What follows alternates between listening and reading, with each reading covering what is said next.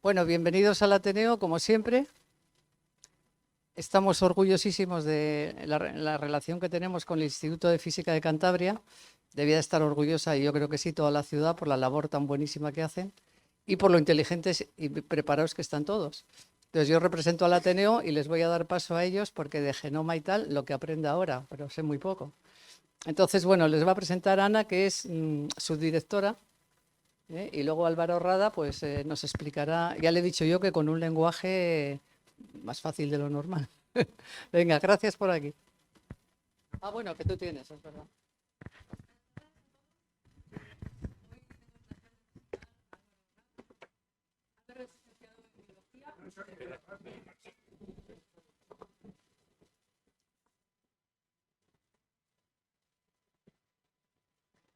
Bueno, pues comienzo de nuevo. Buenas tardes a todos. Hoy tengo el placer de presentar a Álvaro Rada. Álvaro es licenciado en Biología por la Universidad de León, donde fue reconocido como el mejor currículum académico de ese año. Posteriormente obtuvo su doctorado en la Universidad de Uppsala, en Suecia, donde también hizo parte de su carrera postdoctoral en el Centro Linnaeus de Bioinformática. Posteriormente obtuvo una beca EMBO para continuar su carrera postdoctoral en la prestigiosa Universidad de Stanford en Estados Unidos. En 2013 inicia su carrera científica como investigador principal en el Centro de Medicina Molecular de Colonia, en Alemania. Y en el 2018 tenemos la suerte de que es contratado como investigador principal en la Universidad de Cantabria para dirigir su propio grupo de investigación en el Instituto de Biomedicina y Biotecnología de Cantabria.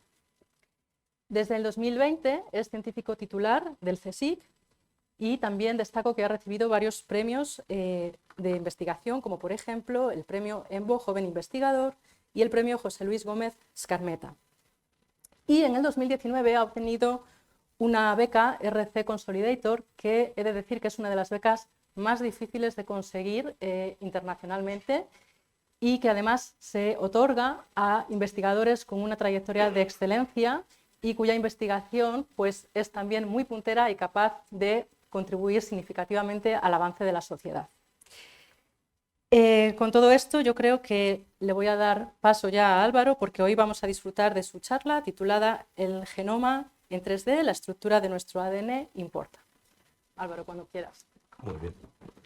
Pues muchas gracias por la presentación. Sí, todo correcto, gracias. Y pues realmente es un placer estar aquí hoy y realmente pese a que he dado bastantes charlas científicas, este tipo de charlas que podríamos decir son más divulgativas, seguramente son bastante más complicadas, así que intentaré dentro de lo que cabe evitar usar terminología, aunque seguro que se me va escapando, e intentaré corregirme sobre la marcha. Y en mi charla de hoy, de hecho, está muy relacionada con el trabajo que hacemos en mi grupo de investigación, que como ha dicho está en el Instituto de Biomedicina y Biotecnología de Cantabria, aquí en Santander, en el Parque Tecnológico. Y lo que voy a tratar de explicar es la importancia que tiene cómo nuestro ADN, nuestra información genética, cómo se organiza a nivel tridimensional dentro de nuestras células, la importancia funcional que eso tiene y sobre todo me voy a centrar en cómo determinadas variantes genéticas que alteran esa organización tridimensional del ADN dentro de nuestras células, cómo eso puede llegar a enfermedad. Y voy a tratar de explicar los mecanismos mediante los cuales eso puede llegar a ocurrir. A ver si funciona. Sí, perfecto. Hace ya algo más de 2 décadas se consiguió secuenciar el genoma humano de manera completa. Y cuando eso ocurrió, en cierto modo, se pensaba que habíamos descubierto prácticamente el código, el secreto de la vida, y que gracias a disponer de ese genoma íbamos a ser capaces de entender un enorme número de enfermedades humanas que sabemos que son debidas a fallos en nuestra información genética. Sin embargo, lejos de resolver todos estos problemas, lo que provocó la secuenciación completa del genoma humano fue el darse cuenta de que era una cantidad de información ingente, muy compleja. Podemos imaginar que es como una enciclopedia de cantidad y cantidad y cantidad y cantidad de libros y palabras que en muchos casos no comprendíamos. Entre otras cosas, una de las sorpresas que se llevaron los genetistas y los científicos en general fue que dentro de ese genoma, solo una porción muy pequeña, en torno a un 1 o 2%, correspondía con lo que denominamos genes, que son aquellas secuencias de nuestro genoma que realmente consideramos funcionales, son las que dan lugar a proteínas, que son la base en la que, o las estructuras y herramientas gracias a las cuales funcionan nuestras células. Pues bien, solo una porción muy pequeña de todo nuestro genoma corresponde a lo que denominamos genes. El resto, el 98% restante, son secuencias que no contienen genes. Eso es lo que denominamos el genoma no codificante. Y durante mucho tiempo se ha considerado que ese genoma no codificante, ese 98% del genoma, no tenía función, hasta el punto de que se solía denominar ADN o genoma basura. Sin embargo, durante estas 2 décadas que han pasado desde que se secuenció el genoma, lo que hemos ido aprendiendo es que, lejos de no ser funcional, todo ese genoma no codificante tiene una gran cantidad de secuencias muy importantes y tienen funciones reguladoras. Esas secuencias no codificantes lo que se van a encargar es de controlar cómo se utilizan nuestros genes en las diferentes células. Existen un gran número de estas secuencias reguladoras. Simplemente por mencionar los nombres, pues tenemos promotores, insuladores, silenciadores y sobre todo un conjunto de secuencias que denominamos potenciadores o enhancers, que son en los que básicamente me voy a centrar en mi charla de hoy. Estos potenciadores o enhancers son secuencias bastante cortas de ADN, de unos pocos cientos de pares de bases, son bastante cortas, y son capaces de activar la expresión de lo que llamamos sus genes diana. Una secuencia que va a provocar que un gen se exprese, se utilice en una célula. Los enhancers, en cierto modo, son los que van a determinar dónde, cuándo y cuánto se van a expresar, se van a utilizar nuestros genes. Y esto, por ejemplo, queda puesto de manifiesto muy claramente durante el desarrollo embrionario, que es la fase en la cual un organismo, incluidos los humanos, se desarrollan dentro de la madre, y durante todo ese proceso de desarrollo se van a ir generando todos los órganos y tejidos que forman nuestro cuerpo y que incluyen un número de tipos celulares enormes. Tenemos células musculares, células nerviosas, etcétera, etcétera. Pues bien, cada una de esos tipos de célula va a expresar, va a utilizar un conjunto de genes muy específico. Y los enhancers, estas secuencias, los potenciadores, son los que van a determinar qué genes se van a utilizar en cada célula. No se van a utilizar todos, son una fracción pequeña. Además, estos potenciadores o enhancers tienen 2 propiedades muy interesantes, que son, en primer lugar, son capaces de controlar la expresión de su gen diana, incluso estando muy lejos de estos genes. Pueden estar a grandes distancias. En muchas ocasiones, un enhancer puede controlar la expresión de un gen muy alejado y que no es el más próximo. Se pueden saltar genes y actuar sobre uno más alejado. Además, otra propiedad es que los enhancers pueden estar situados antes, después o incluso dentro del gen que controlan. A nivel que podríamos decir más fino, si lo miramos nuestro genoma a alta resolución, básicamente podemos imaginar que cada una de estas secuencias de ADN va a ser un sitio donde se van a unir diferentes proteínas y esa unión de las proteínas es la que va a permitir finalmente que cada uno de estos enhancers pueda actuar sobre su gen y activarle, que en una célula determinada se utilice ese gen.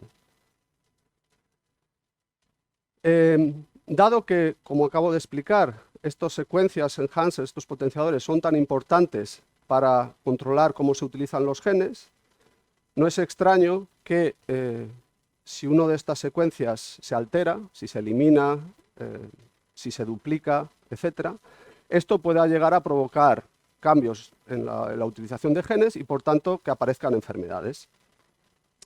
Para ilustrar esto, en esta imagen lo que muestro es uno de estos potenciadores, quizás el mejor estudiado en el caso de los mamíferos, ¿vale? Se trata de una secuencia de ADN, ya digo, son bastante cortitas, y esta secuencia va a controlar la expresión de un gen de manera muy específica, porque lo va a hacer exclusivamente en lo que llamamos el primordio de la extremidad. Durante el desarrollo embrionario hay una pequeña, podemos decir, tejido que se va a formar y que va a ser a partir del cual se van a generar nuestras extremidades. Pues bien, durante el desarrollo embrionario, mientras el embrión está aún dentro de la madre, esta secuencia va a encargarse de que este gen se utilice en el primordio de la extremidad. Usando el ratón como un modelo experimental, anteriormente lo que se ha hecho es eliminar esta secuencia de ADN del genoma del ratón. Y lo que se ha visto que esto provoca es que este gen deje de utilizarse, deje de expresarse en esas células del primordio de la extremidad. Y la consecuencia de esto es que cuando los ratones se desarrollan y nacen, van a presentar malformaciones muy severas en sus extremidades, mientras que el resto de sus órganos y tejidos se desarrollan de forma bastante normal, ¿vale? Además, se han descubierto familias de pacientes en humanos con malformaciones en el desarrollo de sus extremidades, más concretamente en el desarrollo de los dedos de las manos, y se ha visto que esta enfermedad viene ocasionada por alteraciones genéticas que afectan exactamente a la misma secuencia, al mismo enhancer que decimos que está conservado evolutivamente. ¿Con esto qué quiere decir? Que prácticamente la misma secuencia existe en el genoma del ratón y en el genoma humano. Y en ambas especies cumple la misma función, que es controlar la expresión de este gen durante el desarrollo de la extremidad. Y si esa secuencia falla, la extremidad no se desarrolla de forma adecuada y aparecen defectos que denominamos congénitos, defectos con los cuales nacemos porque durante el desarrollo embrionario dentro de nuestra madre hubo algún tipo de problema. Este ejemplo en el cual la alteración de uno de estos enhancers provoca una enfermedad no es una excepción. Al revés, podríamos considerar que esto es la punta del iceberg.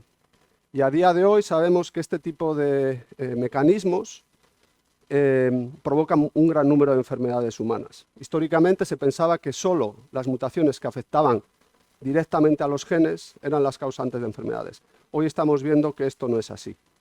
De hecho, hay un tipo de estudios que en inglés se denominan estudios GWAS, que son estudios, la traducción sería estudios de asociación de genoma completo, pero es irrelevante el nombre. Este tipo de estudios se hacen para conseguir descifrar la base genética de enfermedades que podríamos considerar muy comunes, como pueden ser la diabetes, enfermedades cardiovasculares, diferentes tipos de cáncer, etc. Pues bien, para entender el origen genético de estas enfermedades se utiliza este tipo de estrategia. Y un resultado muy recurrente de este tipo de estudios es que la gran mayoría, un 90%, de las alteraciones genéticas que provocan estas enfermedades ocurren fuera de los genes. Históricamente siempre se pensaba que todo lo explicaban los genes, pues el 90% de las mutaciones parece que están fuera de los genes. No solo eso, sino que de esas el 80% ocurre dentro de este tipo de secuencias reguladoras de las que estoy hablando, dentro de los enhancers. Y lo que se cree es que estas mutaciones alteran la función de estos elementos reguladores y eso provoca un cambio en la expresión de los genes, un cambio en cómo se utilizan los genes dentro de nuestras células. Y eso acaba provocando la aparición de estas enfermedades. Al menos provoca que tengamos más riesgo de desarrollar estas enfermedades. La genética no lo determina todo. Normalmente nos da un mayor riesgo, una mayor probabilidad de que desarrollemos una enfermedad. Y eso, junto con nuestros hábitos, etcétera, puede acabar desembocando en que aparezcan estas enfermedades. Pese a la gran relevancia funcional y médica de los enhancers, quizás os resulte sorprendente que hasta hace apenas 10 años conocíamos muy pocos de estas secuencias de ADN. Y esto era así tanto en nuestro genoma como en el genoma de especies animales que se han usado mucho en investigación, como puede ser el ratón. Sin embargo, durante los últimos 10 años esto ha cambiado de manera drástica, gracias a que han ido apareciendo otras técnicas experimentales, simplemente por mencionar lo que denominamos técnicas epigenómicas. Y estas técnicas lo que nos han permitido es poder identificar dónde están estos enhancers en nuestro genoma, en cualquier especie animal que nos interese y prácticamente también en cualquier tipo celular que queramos investigar. Y estos estudios lo que han puesto de manifiesto, sobre todo, son dos lecciones muy importantes. Una, que cada tipo celular va a usar un repertorio de enhancers muy diferente. Cada tipo celular va a tener su grupo de enhancers y eso es así porque gracias a eso va a poder a su vez activar un grupo de genes muy específicos y característicos de cada tipo celular. Y la segunda lección es que estos enhancers son muy numerosos en nuestro genoma. La combinación de ambas cosas, si cada tipo celular tiene un grupo de enhancers diferente y cada tipo celular tiene muchos enhancers, esto hace que nuestro genoma en conjunto se estime que tiene hasta más de 1 millón de estos enhancers, frente a los aproximadamente 1000 genes que existen en nuestro genoma. Porque estos enhancers son los que permiten que se genere toda esa diversidad de tipos celulares gracias a que se combinan qué genes se usan en cada tipo celular. Por tanto, quizás, sabiendo estos números, no está sorprendente que alteraciones en los enhancers y no en los genes sean muy frecuentemente las responsables de enfermedad, porque son tan comunes que es normal que puedan verse alteradas. Pese a estos grandes avances que hemos tenido en nuestra capacidad para identificar dónde están en nuestro genoma los enhancers, lo que ha sido más difícil, y aún es algo en lo que la comunidad científica sigue trabajando, es en poder asignar de una manera evidente o sistemática a cada enhancer con el gen que regula. ¿Por qué? Sobre todo por la propiedad que comentaba al principio. Estos enhancers, en principio, pueden actuar sobre genes que están muy alejados. No tienen necesariamente que actuar sobre el gen más cercano. Puede que salten un gen y actúen sobre uno más alejado en nuestro genoma. Gracias también a ciertos avances técnicos, gracias sobre todo a una técnica que denominamos técnica 3C, estamos comenzando a ser capaces de asignar de una forma muy directa y sistemática cada enhancer con su gen. Esta técnica lo que nos permite es descifrar cómo se organiza a nivel tridimensional el genoma dentro de nuestras células. El genoma de cada una de estas células, como ya os digo, contiene una cantidad ingente de ADN. Si lo estirásemos, ocuparía casi 3 metros. Y eso hay que introducirlo dentro de una célula que es muchísimo más pequeña, de unos pocos micrómetros. Con lo cual, para conseguir esto, el ADN se tiene que plegar de una forma súper compacta. Y esta técnica lo que nos permite es estudiar cómo se pliega, cómo se organiza a nivel tridimensional el ADN dentro de nuestras células. Y lo que se ha visto es que ese plegamiento no ocurre de forma aleatoria. Más concretamente, en el caso de los enhancers, lo que se ha visto es que el enhancer y su gen diana, el gen que va a controlar, tienden a establecer contactos físicos, se aproximan el uno al otro. Y eso es posible gracias a la formación de unos bucles en el ADN que hace que estas dos secuencias de ADN, que pueden estar muy alejadas, en un contexto tridimensional acaben muy cerca las unas de las otras. Estas técnicas de 3C, que ya digo son bastante novedosas, se han ido popularizando mucho. Y durante los últimos años, de hecho, nos han hecho avanzar enormemente en nuestro conocimiento acerca de cómo se organiza a nivel tridimensional el ADN dentro de nuestras células. Y entre otras muchas lecciones, por ejemplo, hemos aprendido, como ya digo, que el ADN no se pliega de forma aleatoria, no es simplemente una especie de ovillo de ADN dentro de cada célula, sino que hay una organización característica. Concretamente, lo que se ha visto es que todo ese ADN se va a organizar en dominios que denominamos TADs, de forma abreviada, por las siglas de la terminología en inglés. Y estos TADs son regiones de ADN dentro de las cuales todas las secuencias que lo forman van a interactuar entre sí de forma muy frecuente. Mientras que van a estar aisladas y, por tanto, no van a interactuar con secuencias que estén en un dominio adyacente, en un dominio vecino. Desde un punto de vista de regulación de la expresión de los genes, desde el punto de vista de los enhancers, además se ha visto que los enhancers y sus genes diana tienden a colocalizarse dentro de estos dominios, lo cual ha llevado a proponer o a suponer que estos dominios, estos TADs, son realmente unidades fundamentales a la hora de controlar cómo se usan nuestros genes, cómo se expresan los genes. Y se ha propuesto que tienen dos funciones principales. Por un lado, estos dominios pueden ayudar o facilitar a que los enhancers y los genes se comuniquen entre sí.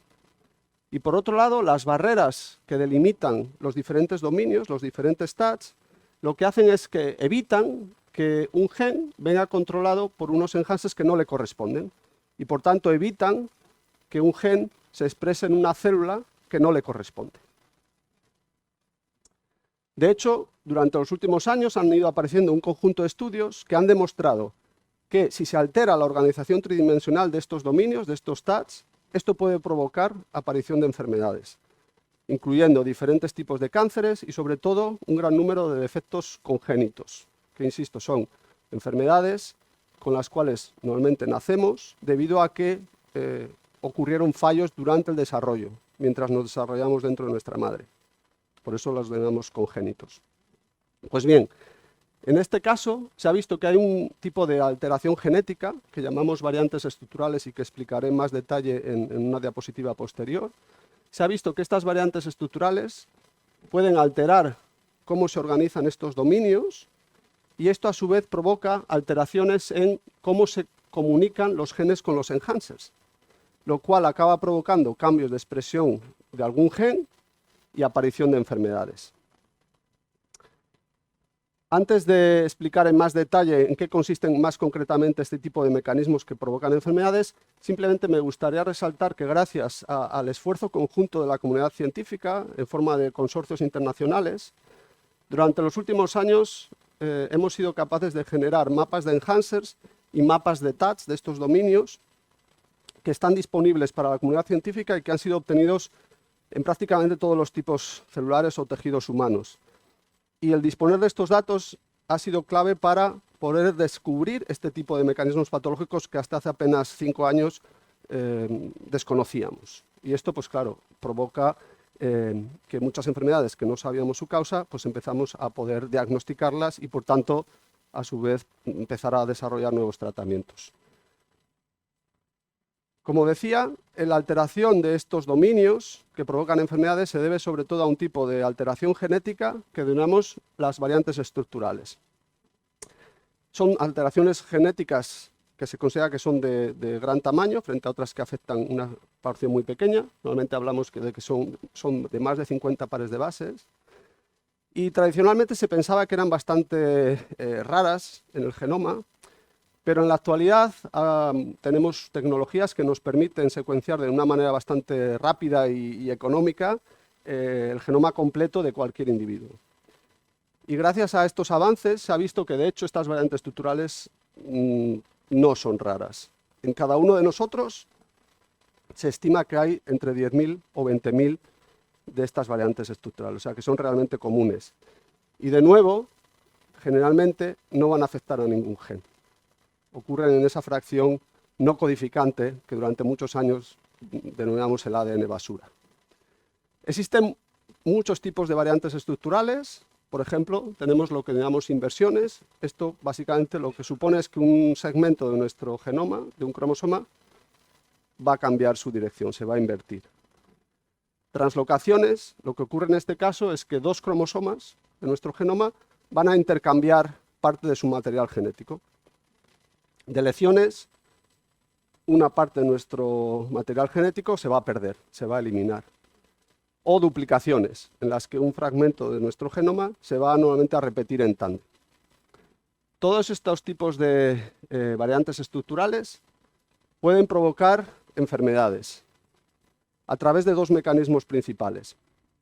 Históricamente, se consideraba que sobre todo provocaban enfermedades mediante lo que llamamos mecanismos codificantes. Esto quiere decir que alteraban directamente algún gen. Por ejemplo, podían provocar cambios en la dosis de genes, es decir, que ganásemos o perdiésemos algún gen. Podían directamente afectar a un gen y provocar su truncamiento, su pérdida de función. E incluso hay ejemplos, como pueden ser las translocaciones, que lo que provocan es que dos genes que están separados se fusionen. Y eso da lugar a una proteína que normalmente no existe en nuestro genoma y que puede tener una función errónea y que provoque una enfermedad. Y por otro lado, tenemos lo que denominamos mecanismos no codificantes o de largo alcance. Estos mecanismos no se conocen tan bien y hasta hace unos pocos años pues, conocíamos más bien entre poco y nada. En este caso no se va a afectar directamente ningún gen, sino que lo que vamos a afectar es cómo se controla la expresión de un gen. Y esto puede ocurrir, por ejemplo, mediante cambios en la dosis de los enhancers de los que estaba hablando, es decir, que ganemos o perdamos copias de un enhancer. O también mediante unos mecanismos más sofisticados, más complejos, que trataré de explicar a continuación en más detalle, que denominamos adopción o desconexión de enhancers. Ya digo que los trataré de explicar a continuación. Pero lo que me gustaría resaltar es que, sobre todo en el caso de enfermedades congénitas, se estima que más del 50% de los casos de pacientes con este tipo de defectos congénitos en los que identificamos una de estas variantes estructurales, a día de hoy no somos capaces de entender por qué esa variante estructural está ocasionando una enfermedad. Sin embargo, se considera que seguramente en muchos de estos casos esas variantes estructurales están actuando mediante estos mecanismos de largo alcance que, como ya digo, aún no entendemos muy bien. Estamos en ello y seguramente a medida que vamos entendiendo más, este porcentaje va a ir bajando progresivamente y podemos proporcionar una diagnosis a muchos pacientes que a día de hoy, por desgracia, aún no la tienen. Como ya digo, ahora voy a tratar de explicar estos mecanismos de largo alcance, que son bastante novedosos, y trataré de ir despacio. En primer lugar, tenemos lo que llamamos adopción de enhancers. Este mecanismo lo que va a provocar es que un gen que normalmente no se va a utilizar o expresar en una célula, pase a hacerlo. Para explicar cómo funciona esto, en lugar de imaginar todo el genoma, vamos a imaginar una porción muy pequeña de nuestro genoma, donde, por simplificar, podemos imaginar que tenemos uno de estos dominios, uno de estos TADs, que podemos representar como un triángulo, y dentro de ese TAD va a haber un gen, el gen A, que en un tipo celular determinado, imaginemos que es una célula muscular, va a utilizarse, va a expresarse. ¿Por qué? Porque dentro de su TAD hay enhancers que también están activos, están funcionando. Sin embargo, en el TAD adyacente tenemos otro gen que en este caso no se va a utilizar, no se va a expresar. ¿Por qué? Porque dentro de su dominio no hay ningún enhancer, no hay ningún elemento que active la expresión de este gen. Pues bien, ahora imaginemos que en un individuo aparece una variante estructural de estas que he estado explicando. Concretamente vamos a ver qué ocurriría si en un individuo hay una inversión. Este segmento de ADN se invierte. Lo que ocurriría en este caso es que esta inversión haría que estos enhancers que normalmente actúan sobre el gen A se desplacen al dominio adyacente. Y como consecuencia de este desplazamiento, estos enhancers ahora van a activar al gen B en vez de al gen A. Y este gen B se va a expresar en un tipo celular, por ejemplo en músculo, cuando normalmente no tiene que expresarse ahí. Y eso va a hacer, en algunas ocasiones, que aparezca una enfermedad. Tiene consecuencias patológicas. Los genes tienen que expresarse donde les toca, no donde les apetece, podríamos decir. El mismo mecanismo de adopción de enhancers no solo viene provocado, por ejemplo, por una inversión, sino que también podemos imaginar una deleción. En este caso, una deleción, indicada en naranja, que elimina la barrera que delimita estos dos dominios. Pues bien, ¿qué pasa si eliminamos esa barrera? Lo que pasa es que estos dos dominios, que normalmente están muy bien separados, se nos juntan, se nos fusionan. Las consecuencias de esto es que estos enhancers, que insisto, normalmente tienen que actuar solo sobre el gen A, ahora pasan a actuar también sobre el gen B. Este gen, de nuevo, se expresa donde no le corresponde y esto puede provocar aparición de enfermedades. Por otro lado, tenemos lo que llamamos desconexión de enhancers. En este caso, en lugar de ganar la expresión de un gen donde no corresponde, lo que estos mecanismos provocan es que un gen deje de expresarse donde le corresponde, que en un tipo celular se pierda la expresión de un gen. Para explicar este mecanismo, podemos imaginar otra sección de nuestro genoma donde tenemos de nuevo un TAD, un dominio, donde un gen se va a expresar gracias a que dentro de su dominio hay muchos enhancers activos. Y esto va a hacer que este gen se exprese mucho. Bien, imaginemos que en este caso hay un paciente donde hay una inversión de gran tamaño que lo que va a provocar es que este gen se desplace a gran distancia de sus enhances y además le introduce en otro dominio. Aquí hay dos problemas. Por un lado, el gen ahora está muy lejos y encima en otro dominio diferente al que están sus enhancers. Esto provoca una desconexión física. El enhancer y el gen ya no pueden comunicarse físicamente. Y por tanto, este gen ya no se puede expresar en este tipo celular y esto también puede provocar aparición de enfermedades. En resumen, a día de hoy, gracias a los avances que han ocurrido durante los últimos 20 años, cada vez hemos ido aprendiendo más de qué función tiene toda esa 98% del genoma, que se denomina genoma basura, pero que a día de hoy sabemos que tiene muchos elementos muy importantes. Además, tenemos técnicas que nos han permitido saber dónde están los enhancers en cada tipo celular y también estos mapas de TATS que nos dicen qué gen va a controlar, qué enhancer va a controlar cada gen. Además, también tenemos los conocimientos teóricos acerca de cómo una variante estructural puede llegar a ocasionar enfermedad porque altera cómo se comunican los genes y los enhancers. Es decir, en principio tenemos toda una fuente de conocimiento que en teoría nos tendría que permitir entender y diagnosticar por qué las variantes estructurales llegan a ocasionar enfermedades. Además, tenemos también técnicas experimentales que mencionaré muy brevemente, gracias a las cuales no solo podemos hacer una diagnosis, sino que podemos realizar experimentos para confirmar si esa diagnosis es correcta y así ir avanzando en nuestro conocimiento acerca de este tipo de enfermedades. Para explicar esto un poco en más detalle, vamos de nuevo a imaginar una situación hipotética. Imaginemos que tenemos un paciente con una de estas malformaciones congénitas, por ejemplo, una malformación en el desarrollo craniofacial, en el desarrollo de la cara. Y este paciente en la clínica se somete a un análisis genético y se detecta la presencia de una inversión, de una de estas variantes estructurales que he tratado de explicar. Pues bien, en base a ello, a día de hoy, lo lógico sería utilizar todos estos recursos generados por la comunidad científica y utilizar mapas de enhancers y mapas de TATS generados en un tipo celular que sabemos que es importante para el desarrollo craniofacial. Por ejemplo, hay un tipo de célula que se llama las células de la cresta neural, que son las que van a ser muy importantes para que se formen todas las estructuras de nuestra cara. Pues con esa información, a continuación y teniendo en cuenta estos mecanismos patológicos que he tratado de explicar, podíamos tratar de generar una predicción, dar una diagnosis genética para este paciente.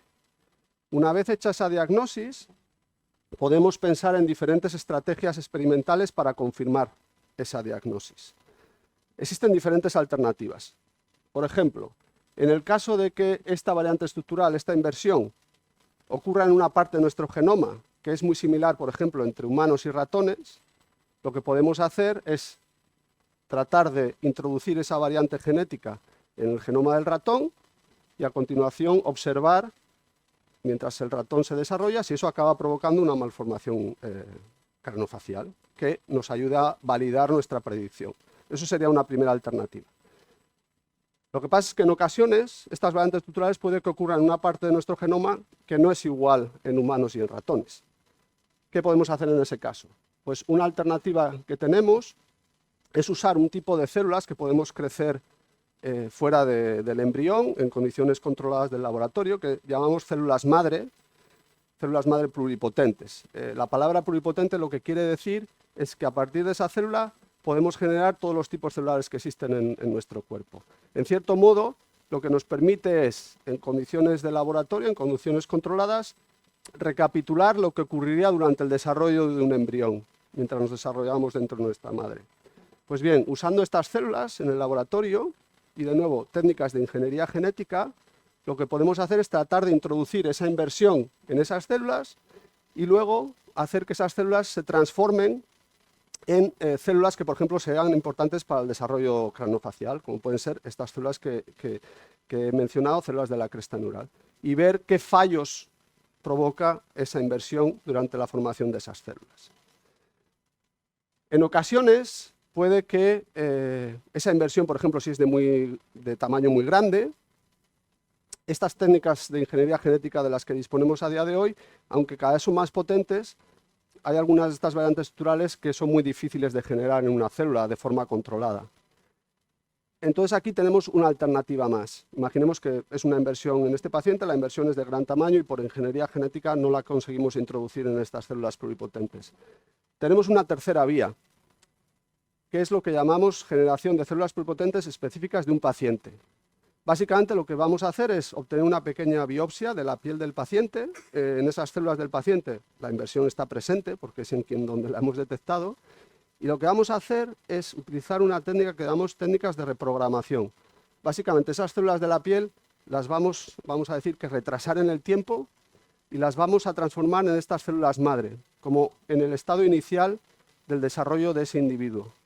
Y en condiciones del laboratorio, lo que vamos es después a tratar de ver qué pasó durante el desarrollo de ese individuo, diferenciarlas hacia esas células de la cresta neural que fueron las encargadas de la formación de la cara de ese paciente y ver qué fallos ocurrieron. Como, digamos, hacer un flashback, ir atrás en el tiempo y preguntar qué falló en este individuo durante el desarrollo.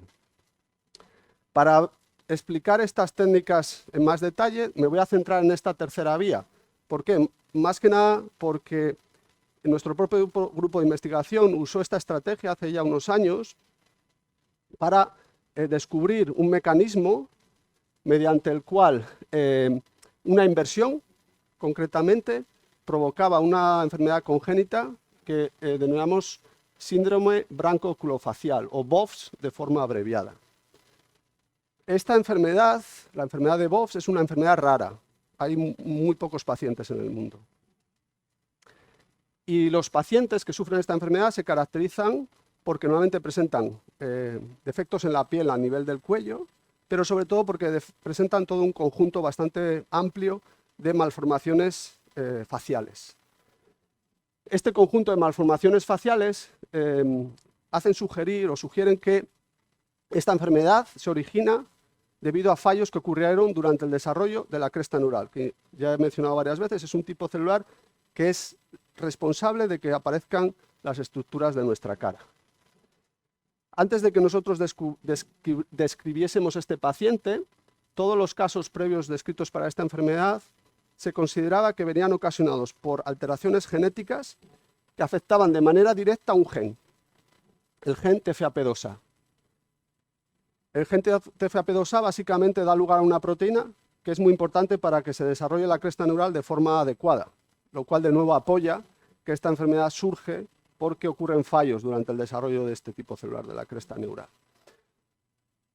Pues este paciente que nosotros estudiamos junto a investigadores del Reino Unido, tras un análisis genético muy exhaustivo, en este gen no encontramos ninguna alteración, no había ningún fallo, lo cual fue una sorpresa en primer lugar.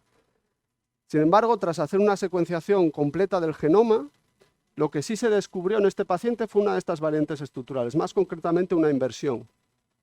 Y además, esta inversión tenía uno de los puntos de ruptura donde se invertía el ADN que ocurría cerca del gen TFAP2A. No le afectaba, pero ocurría cerca.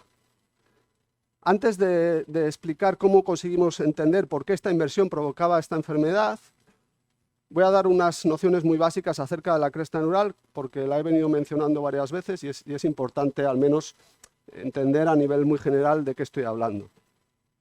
Estas células de la cresta neural son células que solo existen en los vertebrados y además solo existen durante el desarrollo embrionario. En nosotros, en un individuo adulto, estas células han dejado de existir, se han transformado en otros tipos celulares, solo existen durante el desarrollo. Más concretamente, estas células de la cresta neural durante el desarrollo se van a originar en la zona dorsal de todo nuestro tubo neural a medida que el tubo neural se va desarrollando. Y una vez que aparecen en esa zona dorsal, las células de la cresta neural se van a separar del tubo neural y van a adquirir lo que llamamos propiedades migratorias. Se van a separar y van a comenzar a migrar hacia diferentes partes del embrión y entre esas partes se van a desplazar sobre todo a las zonas faciales. Y una vez ahí van a transformarse y dar lugar a casi todos los huesos y cartílagos que van a formar nuestra cara. Por eso he insistido en que son unas células clave para que nuestra cara se desarrolle de forma adecuada. Pues bien, pese a que la cresta neural, insisto, es muy importante en el desarrollo, y también sabemos que es muy importante como origen de muchas enfermedades, durante muchos años no la pudimos estudiar a nivel molecular, a nivel genético. ¿Por qué? Precisamente por sus propiedades. Por cuestiones éticas es muy difícil acceder a embriones humanos. Y si no podemos acceder a embriones humanos, no podemos estudiar una célula que solo existe en el embrión. Sin embargo, en nuestro laboratorio, hace ya unos años, conseguimos, en condiciones de cultivo celular, fuera de cualquier embrión, conseguimos que a partir de estas células madre pluripotentes que he mencionado, transformarlas en células de la cresta neural. Y estas células de la cresta neural sabemos que se parecen mucho a las células que existen en un embrión, porque, entre otras cosas, van a expresar este gen del que estaba hablando, el gen TCAP2A. Tiene muchas otras propiedades que nos hacen decir con confianza que se parecen mucho a las células que existen en un embrión. El generar estas células en el laboratorio, entre otras cosas, lo que nos permitió es identificar los enhancers y los TATs específicamente en células de la cresta neural. Y gracias a que disponíamos de esta enfermedad, pudimos tratar de interpretar esta inversión que descubrimos en este paciente, qué consecuencias podía llegar a tener. Y cuando observamos esta inversión en el contexto de todos estos enhancers y de todos estos TATs, lo que nos hizo suponer es que esta inversión podría estar ocasionando una desconexión entre el gen TFAP2A y los enhancers encargados de su expresión en la cresta neural. Y esta pérdida de expresión de este gen, específicamente en la cresta neural, podría provocar todos estos defectos craniofaciales. Esta inversión es de gran tamaño. Entonces dijimos, ¿qué podemos hacer a nivel experimental para tratar de entender por qué la inversión causa la enfermedad y si nuestra hipótesis era correcta? Lo que decidimos usar fue lo que llamamos una técnica llamada reprogramación celular, que fue descrita por el premio Nobel Shinya Yamanaka, en la que básicamente lo que se hace es se obtiene una biopsia de un individuo adulto, normalmente de la piel, y esas células de la piel las vamos a transformar en células madre, en células pluripotentes. Y una vez que hemos conseguido esto, gracias a que estas células tienen esta propiedad que llamamos pluripotencia, que casi parece magia, lo que podríamos hacer es tratar de diferenciarlas hacia cualquier otro tipo celular, tratar de imitar o recapitular el desarrollo embrionario de un humano. Esto es básicamente lo que hicimos. Tomamos una muestra de piel de nuestro paciente y durante varias semanas conseguimos transformarlo en células pluripotentes. Una vez que hicimos esto, estas células pluripotentes del paciente, donde estaba la inversión, las transformamos en células de la cresta neural. Primero fuimos atrás en el tiempo y luego hacia adelante para ver qué había fallado durante el desarrollo. Y esto lo comparamos con células normales que no tienen la inversión. Una vez que obtuvimos células de la cresta neural del paciente y normales, las comparamos usando todo un conjunto de técnicas, lo cual finalmente nos llevó a poder demostrar de una forma clara que efectivamente esta inversión estaba provocando una desconexión física o estaba provocando que este gen, el gen TFP2A, ya no se comunicase de manera adecuada con sus enhancers. El plegamiento del ADN se había alterado, este gen ya no se podía expresar en la cresta neural y eso provocaba la aparición de todas estas malformaciones faciales típicas de los pacientes que sufren esta enfermedad. He mencionado que para poder llegar a formular la hipótesis inicial, mediante la cual la inversión provocaba esta enfermedad, fue fundamental disponer de mapas de enhancers y de mapas de TATs en la cresta neural. Sin eso no hubiésemos sido capaces de hacer esta predicción que luego validamos. A día de hoy he mencionado también que estos mapas de enhancers y mapas de TATs existen en muchos tipos celulares, que en principio tendrían que facilitarnos mucho hacer una diagnosis similar a la que yo he descrito. Sin embargo, esos datos exigen conocimientos computacionales bastante avanzados. Para poder utilizarlos, uno tiene que saber programar, normalmente en varios lenguajes. ¿Y qué pasa? Pues sobre todo aquellos que tenemos ya canas o ausencia de pelo, no nos han formado en computación. O sea que muchos científicos y muchos genetistas pueden ser brillantes, pero no tienen esos conocimientos computacionales. Y entonces, ¿qué ocurre? Que estos datos que nos tendrían que facilitar mucho la diagnosis, no los podemos usar, porque no tenemos los conocimientos para usarlos. Consecuencia, muchos pacientes siguen sin una diagnosis. Debido a estos problemas, durante los últimos años se han ido desarrollando herramientas computacionales que traten de eliminar ese problema que tenemos y poder usar estos datos. ¿Qué pasa? Que, al menos en mi opinión, pero quizás no soy del todo imparcial, las herramientas que tenemos no son perfectas. Por ejemplo, para estas variantes estructurales de las que estaba hablando, solo consideran los mecanismos codificantes, los que afectan solo directamente a genes. Pero todos estos otros mecanismos de largo alcance que he tratado de explicar, que alteran la organización tridimensional, no los tienen en cuenta. Con lo cual, muchos pacientes van a seguir sin una diagnosis. Además, muchas de estas herramientas solo te dicen, esta variante estructural puede ocasionar enfermedad o no, pero no te dice qué genes puede estar alterando, a través de qué mecanismos, con lo cual no avanzamos tampoco tanto. Y por último, muchas de estas herramientas, para poder usarlas, también tienes que saber usar lenguajes computacionales, con lo cual volvemos al punto de salida y no nos permite avanzar de una forma generalizada en la diagnosis genética. Por todo esto, durante los últimos años en mi grupo hemos tratado de, en cierto modo, remediar estos problemas. Y hemos generado una herramienta computacional que hemos llamado POSTRE, por las siglas en inglés. Prediction of Structural Variant Regulatory Effects. Y esta herramienta lo que busca es facilitar la diagnosis genética de enfermedades congénitas provocadas por variantes estructurales.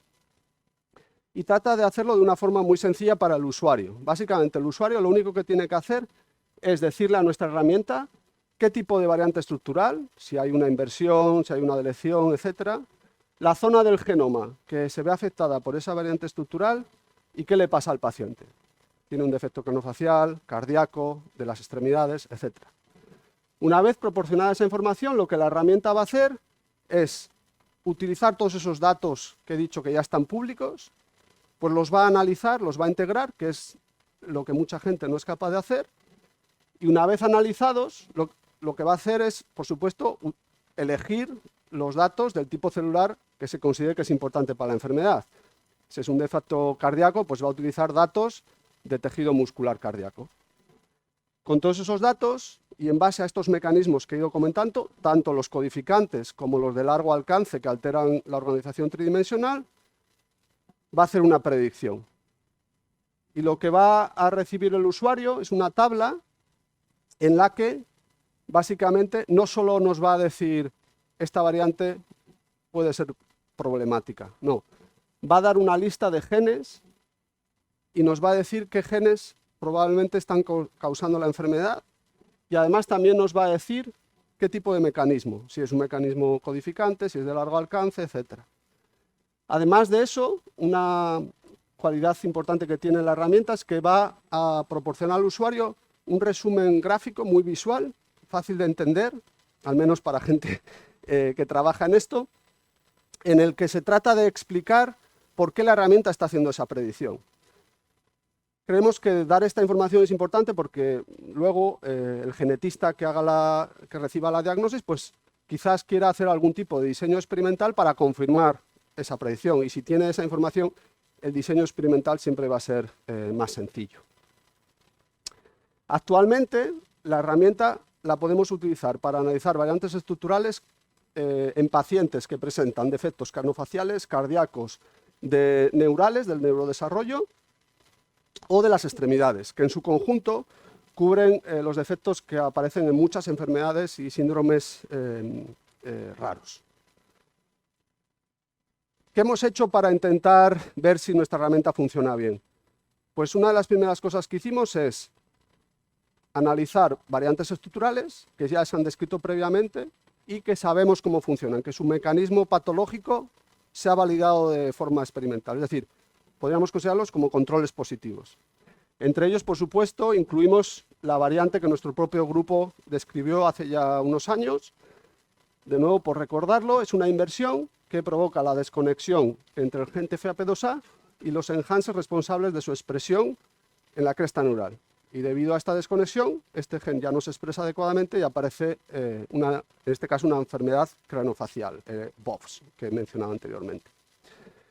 Pues bien, cuando dimos esta inversión a nuestra herramienta, a Postre fue capaz de predecir de manera correcta no solo que esta inversión podía provocar la enfermedad, sino que también identificó de manera correcta que el gen responsable era TFAP2A y que además se debía a un mecanismo de estos de desconexión de enhancers que he mencionado anteriormente.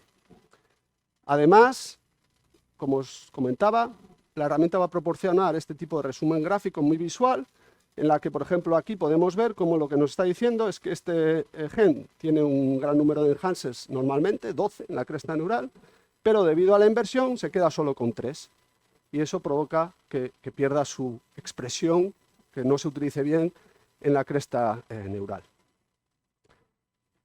A nosotros nos llevó en el laboratorio confirmar esta diagnosis o este mecanismo, nos llevó casi 3 años. Y la herramienta llegó a la misma conclusión en 15 segundos, dependiendo de cómo buena sea la red de Internet.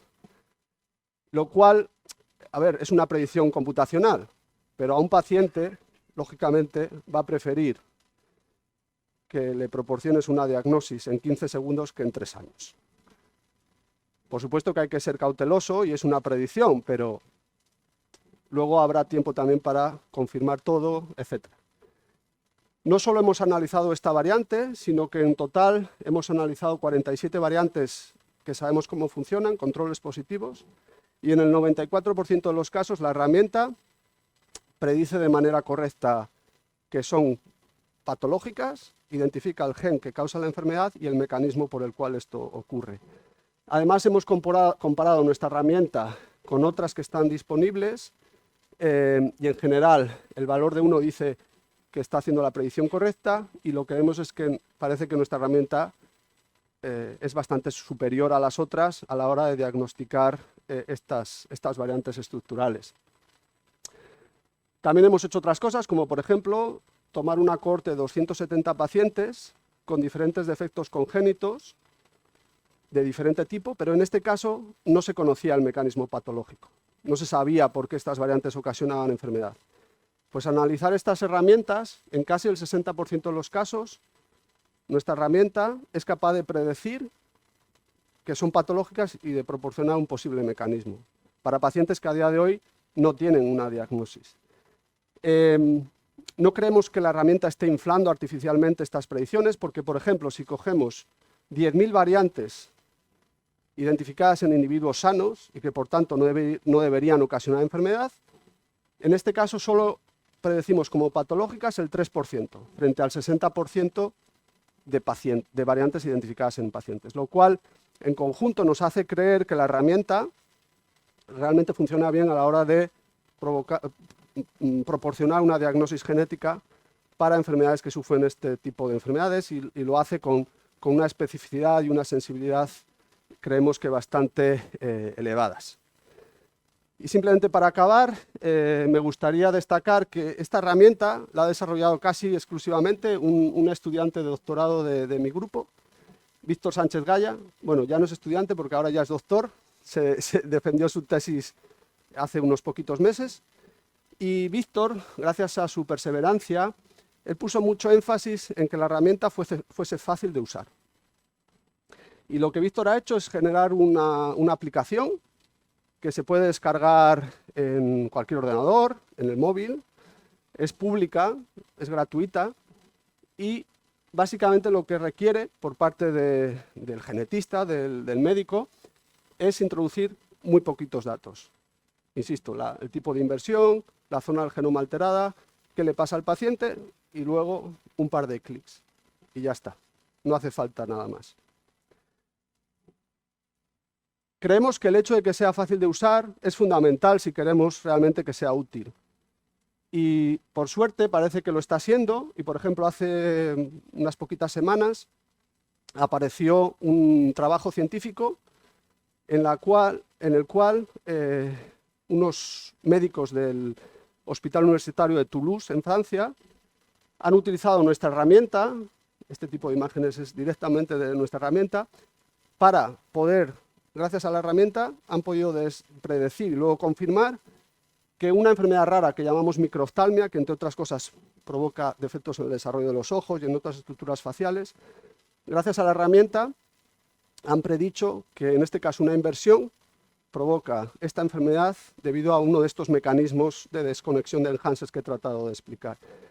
Y esto pues nos anima bastante porque nos hace ver que realmente puede ser útil. Y ahora lo que queremos hacer es que en lugar de poder cubrir un grupo todavía limitado de enfermedades, que la herramienta cada vez pueda ser útil para un número cada vez mayor de enfermedades. Y en eso estamos especialmente Víctor y yo también trabajando. Y eso era todo. Antes de acabar, por supuesto, dar las gracias a los miembros de mi laboratorio, especialmente a Víctor en este caso, porque sobre todo he estado hablando de parte de su trabajo. Estas son nuestras fuentes de financiación, sin las cuales pues, todo lo que os he contado no lo podríamos hacer. Y gracias a todos y encantado de tratar de responder preguntas y espero, seguramente he usado términos complejos, pero bueno, lo he intentado y espero, y ahora encantado de aclarar cualquier duda. Gracias.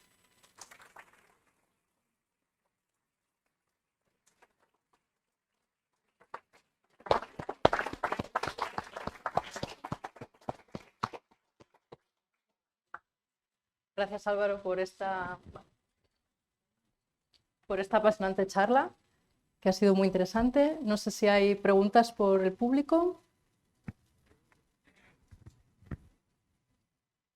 Hola, gracias por la conferencia, muy interesante. Mira una cosa, parece ser que todo lo que se está descubriendo es para los descendientes, para tocar los embriones, pero una persona que tiene una malformación, ¿se le puede hacer algo para revertirla, para cambiar?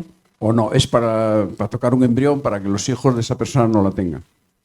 A ver, estas enfermedades de las que yo he hablado, claro, son enfermedades con las cuales uno nace. Entonces es muy difícil ya hacer un tratamiento a posteriori si algún tipo de estructura está alterada. Pero dependiendo de la enfermedad que uno tenga, enfermedades que se manifiestan más en la edad adulta, en principio sí sería posible.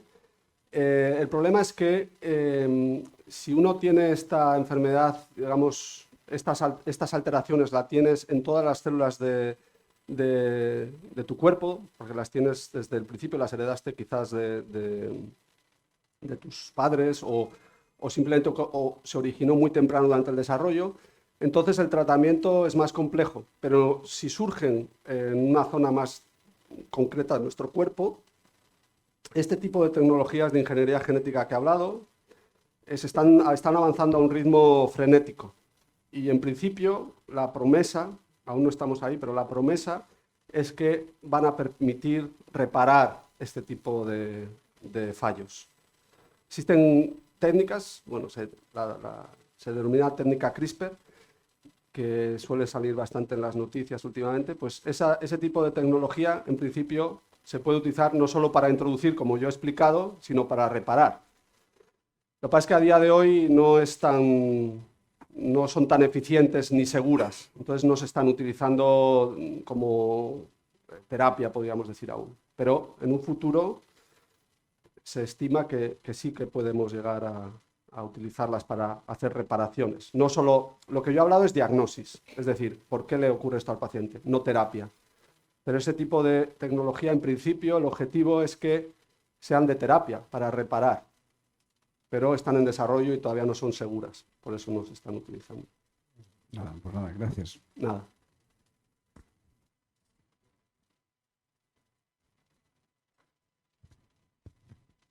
Muchas gracias por la charla. Hilvanando con la pregunta anterior y tu respuesta, una vez que uno puede reparar ese fallo que hay en los genes, habría que actuar sobre las células gonadales, ¿no? Para que en la siguiente generación, porque ¿y en las células gonadales se puede actuar?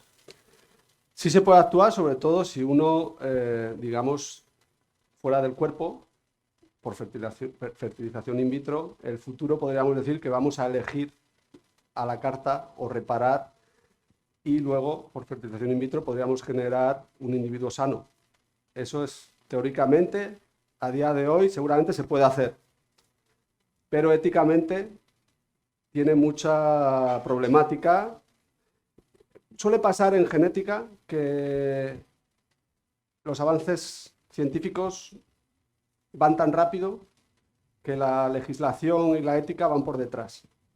Entonces, a día de hoy tenemos tecnologías que nos permitirían hacer ese tipo de correcciones, pero hay muchas cuestiones éticas que... Yo soy investigador, soy genetista, pero no estoy formado necesariamente a nivel ético. Entonces, claro, por ejemplo, ¿dónde pone uno el límite de lo que hay que reparar y de lo que no? Porque si la tecnología está ahí, seguramente los de mi generación, hay una película que os sonará, que se llama Gattaca, donde básicamente se anticipaban a algo que a día de hoy podemos hacer. Por modificación genética podríamos elegir qué tipo de hijos queremos tener, pero no solo sanos, altos, de ojos azules, etcétera, etcétera. Por eso es un tema muy complejo, muy interesante, pero que tiene muchas aristas éticas en las que cada uno podemos tener nuestra opinión. Pero a nivel científico, la tecnología a día de hoy permitiría hacer ese tipo de reparación en las células gonadales y por fertilización in vitro tener un individuo sano. Ya, pues claro, de lo que se trata es de que en generaciones sucesivas no haya que volver a actuar, porque si no estamos... No, pero aunque tú lo repares, puede volver a ocurrir. Pues eso. Los fallos van a seguir ocurriendo porque nuestra maquinaria genética es imperfecta. Los fallos van a seguir ocurriendo. Aunque lo reparemos, en otra posible generación volverán a ocurrir. Tenemos la tecnología para repararlos. El peligro de esto, insisto, es dónde están los límites de lo que hay que reparar y saber si sabemos, efectivamente, si reparamos algo, si eso puede tener consecuencias secundarias o a largo plazo que a día de hoy quizás desconocemos. Sí, sí, porque claro, esa es otra de las cosas. Vamos a ver, yo cuando el proyecto Genoma Humano, ¿no? Que arranca como el año 90, acaba en el año 2003 aproximadamente, se hizo un genoma tipo, pero claro, la vida es variabilidad. Exacto. Y entonces, si uno no hace el genoma, digamos, de 10.000 humanos, pues luego se puede pensar que el genoma de referencia, ¿cómo sabes tú que ese genoma era pristino? O sea, Claro. que no lo puedes saber. Entonces, luego se habló mucho de hacer el proteoma. Porque claro, si uno hace el proteoma y al final consigues identificar cada proteína sobre qué actúa, pues quizás algunas cosas se pudieran remediar yendo directamente a generar esa proteína. Lo mismo, estaríamos siempre hablando de un mundo in vitro casi, ¿no? Claro, sí. A día de hoy ya tenemos muchísimos genomas. Ya no trabajamos con un único genoma de referencia. Existen miles y miles de genomas humanos que se han conseguido secuenciar. Durante los últimos años ha habido tantos avances a nivel de la capacidad que tenemos de secuenciar ADN, que existen proyectos, por ejemplo, en el Reino Unido tiene un proyecto en el que el objetivo es secuenciar 1 millón de británicos, para tener precisamente esa visión de la diversidad. Por ejemplo, una de las imágenes que he mostrado, de hecho, lo que utilizamos son variantes estructurales, 10.000, identificadas en individuos sanos. Todos ellos podríamos decir que son genomas de referencia. En principio no se ha detectado ninguna enfermedad. Ese tipo de información es muy útil a día de hoy. Y a día de hoy sí que ya no tenemos un genoma de referencia. Tenemos miles y miles y miles de genomas y esto sigue avanzando. Y tener esa visión de la diversidad para saber lo que simplemente genera diversidad frente a lo que genera patología es muy importante. Sobre todo si queremos imaginar un futuro donde queremos reparar cosas, porque una cosa es reparar lo que es patológico, lo que es dañino, y otra reparar lo que simplemente es diversidad, que no es patológico. Y para eso necesitamos Secuenciar cuantos más genomas, mejor. De hecho, yo siempre, a algunos estudiantes que tengo que estudian biología del desarrollo, seguramente no estamos tan lejos, seguramente sus hijos o sus nietos lo conocerán, que será que cuando naces no solo te dan tu cartilla de vacunación, sino que te dan tu genoma. Esto es cuestión de unos pocos años, yo creo, ¿eh? No estamos hablando de 5 generaciones. ¿Ya puedo hacer 2 preguntas más? Sí. Mira, una es la plasticidad de la vida, o sea, ya saliéndonos del tema este, ¿no? La vida es muy plástica y esto ahora mismo es muy importante. Estamos en una época en la que se supone que estamos haciendo una presión sobre la biodiversidad tremenda. Puede haber cambios muy importantes, tanto en pérdida de biodiversidad como en generación o adaptación a nuevas condiciones de la vida terrestre. Y la plasticidad es importantísima y eso es parte de la expresión de los genes. Un gen se puede expresar de una manera o de otra y adaptarse al medio. Sí. Un caso, digamos, extremo sería las abejas obreras y la reina.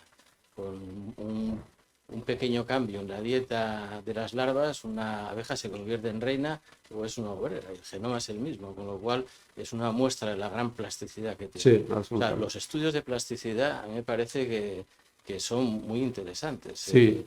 Y el otro punto, o sea, te hago ya estas 2 y ya acabo, no quiero monopolizar yo nada. La otra pregunta es, muchas veces se compara la proximidad o no proximidad del genoma de los primates con el hombre, o de los ratones con el hombre, o incluso de invertebrados. Y siempre los resultados son muy sorprendentes, ¿no? Ahí solamente hay un 1% del genoma que se diferencia.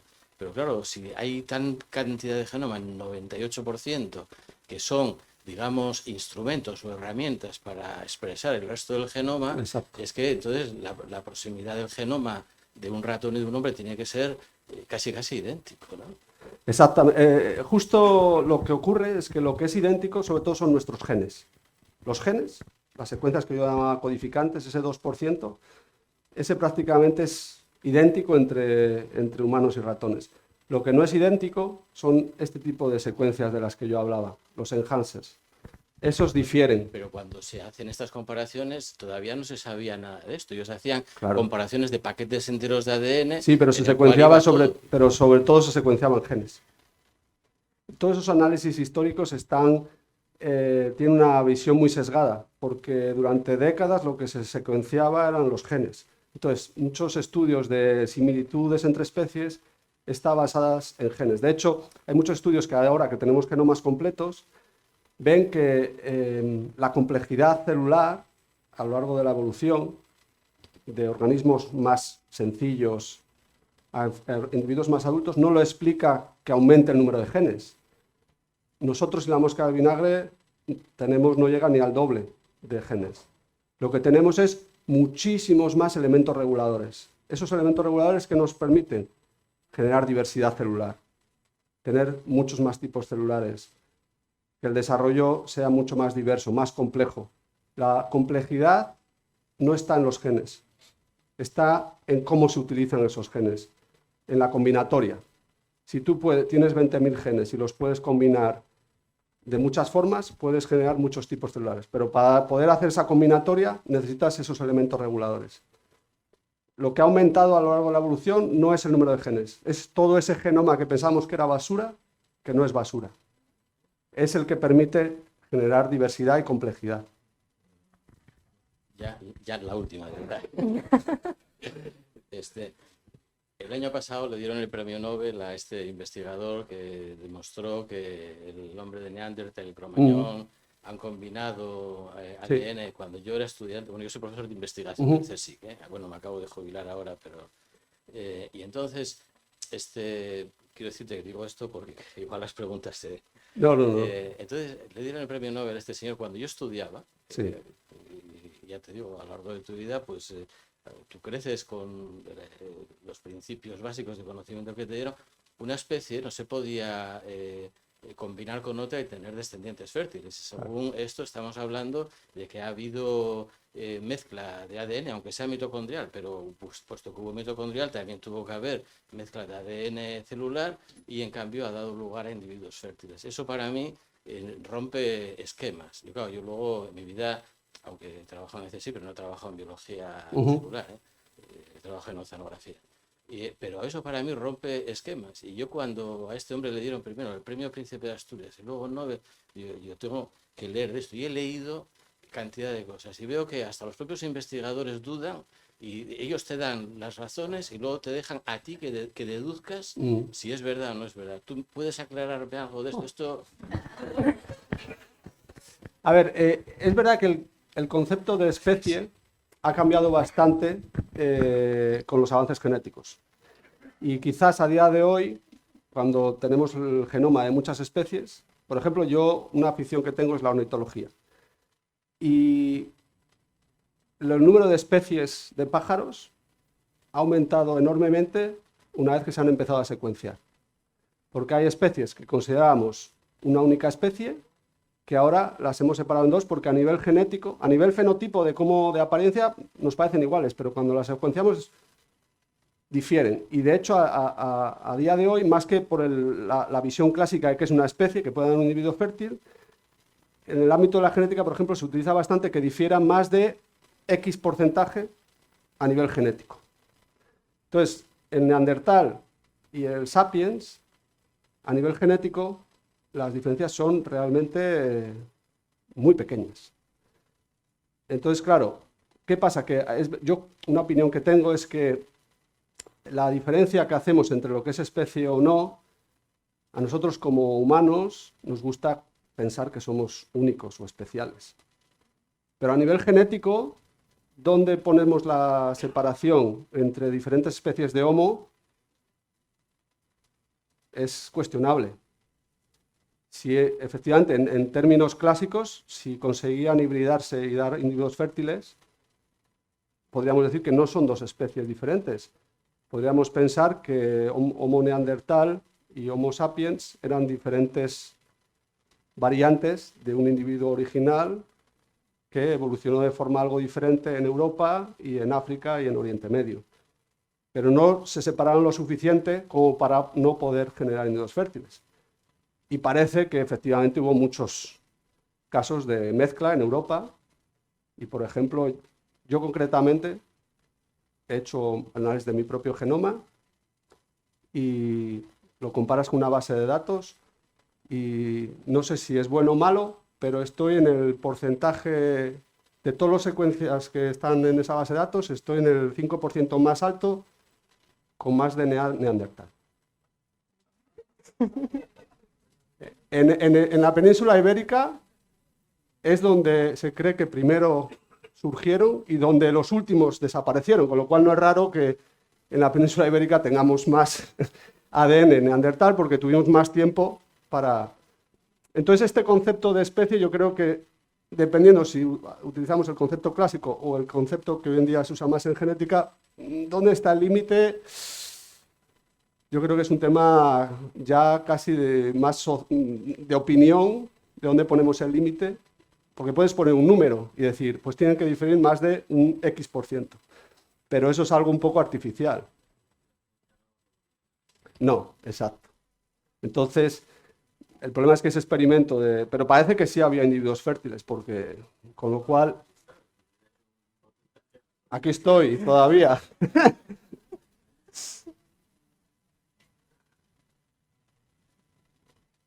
Gracias por la conferencia tan interesante. No sé si será pertinente lo que le voy a comentar. Una prima tuvo una nieta sin paladar. A base de muchas operaciones, tiene ahora 21 años y está muy bien. Eso en la familia no se había dado ningún caso. ¿Puede ser que se repita en otras generaciones venideras? A ver, depende, no tiene por qué. Normalmente estas enfermedades que no tienen una historia familiar es algo que ocurre, normalmente decimos, la terminología es que es de novo, que ocurre una vez que se origina ese individuo, en etapas muy tempranas, por puro azar, o más bien por pura mala suerte, ocurre esa alteración.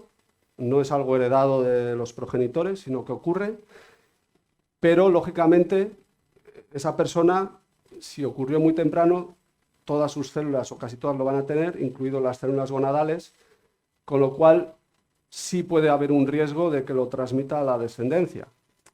Pero a día de hoy, aunque no tenemos todavía a nivel legislativo la capacidad de reparar, lo que sí se puede hacer es una secuenciación del genoma de esa persona y saber si efectivamente qué riesgo tiene de transmitirlo a la descendencia. Y ese tipo de análisis genéticos sí que se pueden realizar, sobre todo en personas que podríamos considerar de riesgo de que ese tipo de enfermedades ocurra. En cualquier caso, concretamente los problemas en el desarrollo de paladar, en general, sin saber el caso concreto, no son, podemos decir que desde el punto de vista genético, la mayor parte de los casos no son totalmente deterministas. Es decir, hay enfermedades que si tú tienes una alteración, sí o sí vas a desarrollar la enfermedad. Pero en los casos, por ejemplo, de paladar hendido, etcétera, las variantes genéticas lo que dan es un riesgo de que ocurra, pero no son deterministas 100%. Puedes tener ese fallo y no desarrollar la enfermedad, porque aparte del fallo genético, pues tienen que darse circunstancias, podríamos decir, ambientales. Por ejemplo, durante el desarrollo embrionario, pues que haya una deficiencia de ácido fólico, por ejemplo. Pues eso, junto al defecto congénito, puede conjugarse y provocar la aparición. En este caso, lo lógico, teniendo el riesgo, sería hacer un análisis genético e informar a esa persona del riesgo que existe para tomar una decisión lo más informada posible. Y otra cosa, las células madre, para evitar la diabetes, está hoy en día permitido o no sé cómo. No es un área en el que yo trabajo, entonces no quiero hablar sin saber. Lo que sí existe es la capacidad de, a partir de células madre, generar células beta productoras de insulina. Eso, existen protocolos bastante eficientes que sabemos que se puede hacer y que funcionan. Lo que no sé es hasta qué punto eso se ha trasladado en la clínica, simplemente porque no es con lo que yo trabajo. Yo no trabajo en la clínica, entonces no sé decir. Pero lo que sí sé es que la tecnología para poder generar células productoras de insulina, esa está disponible. Si se está utilizando, desconozco, pero porque no es algo con lo que trabaje. Nada.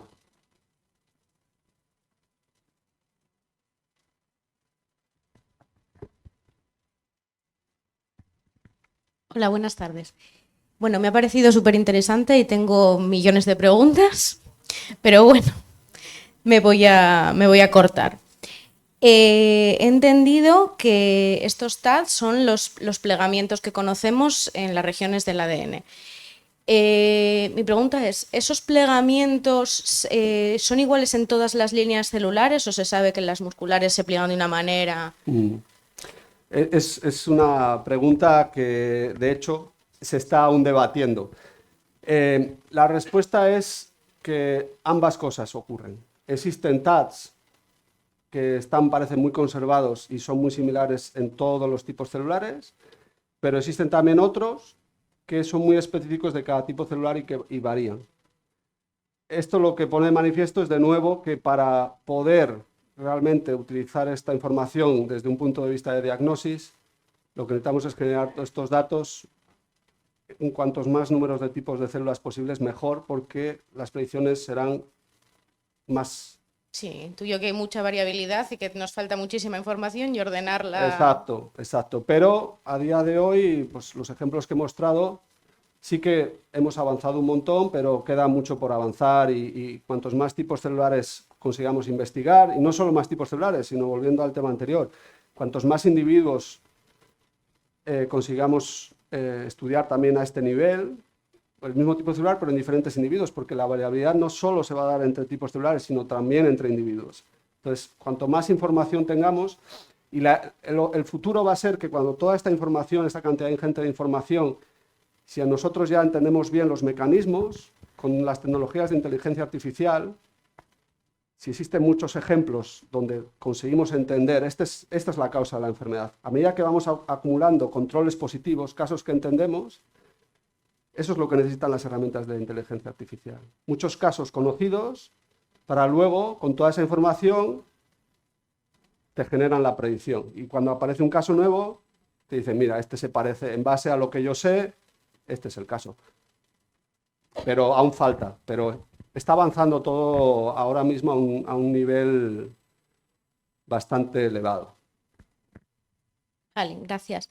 Luego, las barreras, las boundaries entre los TADs, ¿son fronteras invisibles o son histonas, son proteínas? No he entrado en detalle, pero son barreras, podríamos decir, físicas. Hay unas proteínas, concretamente hay una proteína que se llama CTCF, que son proteínas que se unen a esas zonas barrera y realmente actúan como una barrera física. Hay otra proteína que se llama la coesina, que lo que hace es la encargada de que se formen esos bucles de los que yo hablaba. Pues la coesina va haciendo que el bucle crezca, pero cuando encuentra CTCF ya no puede avanzar. Y el bucle ese deja de crecer y se frena. O sea que es una barrera, algo físico. es algo físico. Y de hecho, para identificar esas barreras, lo que hacemos es identificar las zonas del genoma donde se une CTCF. Y eso es lo que nos permite identificar esas barreras. Vale, y luego yo soy profesora de biología, tengo alumnos en segundo de bachillerato que están ahora eligiendo pues biomedicina, biotecnología, qué estudio. Yo soy bióloga. Igual que yo, porque no había otra cosa. Claro, y yo no les puedo orientar bien, porque no, porque desconozco todas estas cosas, no los puedo orientar con cabeza. Este nuevo doctor, Víctor Sánchez, ha estudiado bioinformática, ha estudiado... Él ha estudiado biotecnología y luego ha hecho un máster de informática. Yo lo que le digo a mucha gente es que a día de hoy, sobre todo si quieres dedicarte a la genética, pero prácticamente a la biología molecular en general, igual que nosotros en nuestra generación nos decían, tienes que aprender inglés. Ahora hay que decirles, tienes que aprender programación, es lo que hay que decirles. Al menos seguro que en física pasa igual, de hecho en física seguro que viene pasando desde hace más tiempo que en biología. La biología se ha vuelto más cuantitativa más recientemente que la física o que la química, pero a día de hoy es algo fundamental. Luego ya que estudien biomedicina, biotecnología, a ver, por supuesto que no son equivalentes y cada una tiene un objetivo diferente, pero... Te vas reconduciendo, yo soy de esa idea, vas viendo lo que te interesa, vas... Exacto, sí. Y no te va a cerrar puertas si tú estudias biomedicina y luego te das cuenta que, mira, no me interesa tanto un ámbito médico, sino que me interesa más un ámbito evolutivo. No te va a cerrar el hecho de que tú elijas biomedicina para acabar estudiando la evolución humana. No, las cosas no funcionan así, aunque a veces pensemos que lo que estudiamos ya nos va a cerrar. No es así. Y cada vez menos, porque la gente se mueve más. También puedes estudiar a distancia. Por ejemplo, Víctor, el grado de informática le hizo a distancia, por ejemplo. O sea que siempre uno puede seguir formándose. Yo creo que lo estás haciendo, desde mi punto de vista, bien. Se acaba la última. La última. Vale, tenemos tiempo para una pregunta más. Bueno, primero, gracias por la charla. Me parece una locura de herramienta, una pasada. Quería hacer una pregunta que es, cuando habléis de la estructura del DNA y todas estas cosas, ¿cómo veis esa estructura? ¿Es un microscopio súper potente? ¿Son simulaciones que hacéis? ¿Cómo lo hacéis? Se puede utilizar, hay diferentes técnicas. La que nosotros hemos utilizado no está basado en microscopía. Es una herramienta de biología molecular. Es bastante compleja y por eso no he entrado en detalles. Básicamente, de forma muy resumida, si el ADN está plegado, hay zonas que por pura proximidad van a estar cerca de la otra, aunque en un genoma, si lo extendiésemos, pueden estar muy lejadas, pero van a estar cerca. Si están cerca, hay una enzima que usamos en biología molecular que se llama ligasa, que lo que hace es unir fragmentos de ADN. Nosotros lo que hacemos es que todo ese ADN lo cortamos en trozos. Si dos secuencias a nivel físico están cerca y tú lo fragmentas, ahora las puedes ligar. Y una vez ligadas, secuencias todo y identificas qué ligaciones, qué uniones han ocurrido. Y lo que se infiere es que si algo aparece ligado de forma muy frecuente es porque a nivel tridimensional estaban cerca la una de la otra. Eso es lo que nosotros hacemos. También se puede hacer por microscopía. Y por microscopía, digamos que es más visual, es más fácil de entender. El problema de la microscopía, aunque está avanzando, es que no te permite analizar el genoma completo. Puedes ver o visualizar una parte del genoma como está plegado. Por ejemplo, si te interesa este gen y este enhancer, utilizas lo que llamamos sondas fluorescentes y en el microscopio puedes ver si están cerca o están lejos, pero no puedes analizar todo el genoma. Mientras que con estas tecnologías que son más de biología molecular, en las que cortamos y pegamos cosas, esas te permiten analizar todo el genoma. Y luego todo el análisis de todas esas secuencias, computación. Nada. Pues vamos a agradecer a Álvaro su charla aquí.